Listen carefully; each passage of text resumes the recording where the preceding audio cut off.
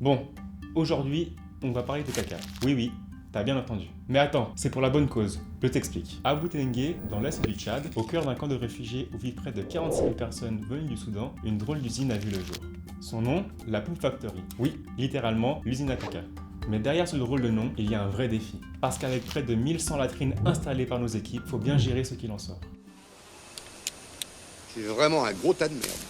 Et comme partout ailleurs, quand il y a des toilettes, il y a des déchets, et donc il faut s'en occuper. MSF a donc construit une station de traitement des boues fécales. Ce projet sert donc à mieux gérer les déchets et prévenir la propagation des maladies. Mais il est aussi pensé pour respecter l'environnement, limiter la pollution et faire des déchets une ressource. D'habitude, quand une latrine est pleine, on vide tout dans un trou, on balance de la chaux, on rebouche et basta. Sauf que ça peut polluer les sols, les nappes phréatiques et poser des problèmes de santé. Donc, pas ouf. Dans la Poop Factory, c'est une autre histoire. On pompe les déchets, on sépare ensuite les liquides et les boues, le tout sans utiliser de produits chimiques. Juste de la chaux pour traiter les bactéries et de la patience pour laisser la nature faire son travail. L'eau est filtrée, elle passe dans des tranchées avec des cailloux, puis elle est absorbée à l'aide de bananiers, pouvant en drainer jusqu'à 200 litres quotidiennement. En ce qui concerne les boues, elles sont séchées puis incinérées pour éliminer les derniers agents pathogènes. Mais c'est maintenant que ça devient particulièrement intéressant. Ces boues séchées sont riches en nutriments, nitrates, phosphates, bref, un cocktail qui pourrait à terme être utilisé comme engrais. En résumé,